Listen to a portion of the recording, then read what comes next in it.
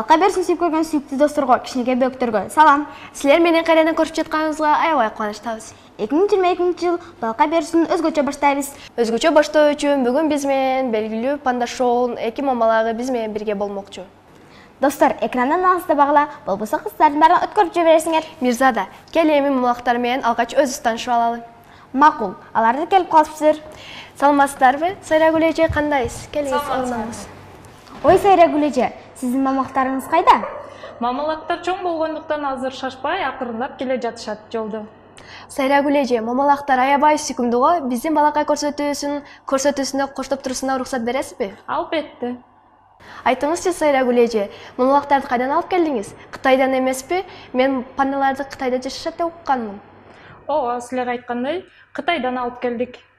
Сиздерди тойлордон көрүп калабыз. Кандай иш-чараларга катышасыздар? Же жалаң той элеби?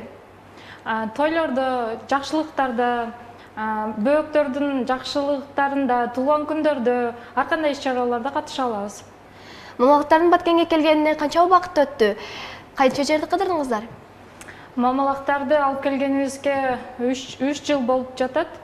Негизи Баткен областында, Баткен районунда кызмат кылып жүрөбүз.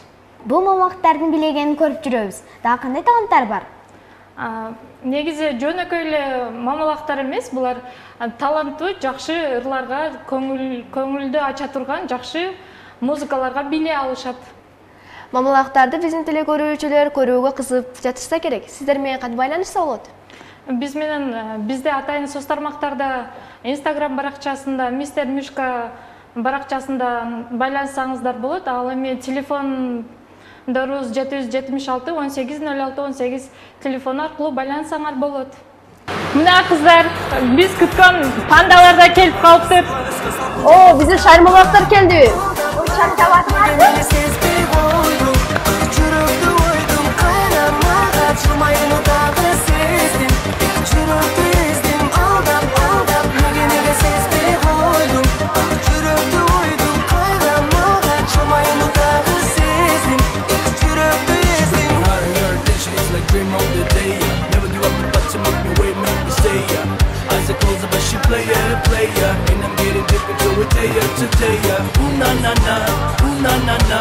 Give me one chance and just let me start, 'cause I'm the jungle Babylon, curious of love.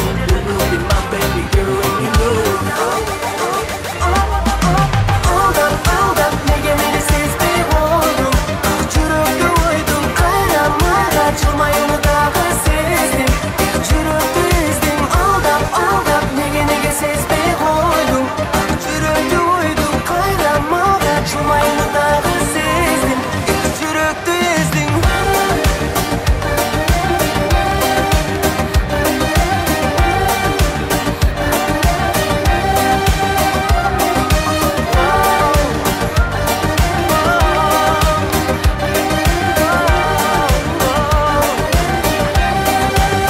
Чоң рахмат.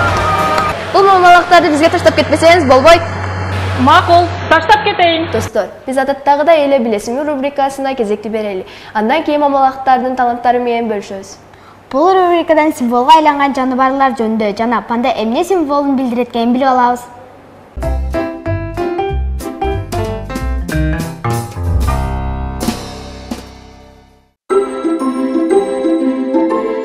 Балдар, бүгүн билесимби рубрикасында өзүнчө бир символду түшүндүргөн жаныбарлар жөнүндө сөз кылабыз.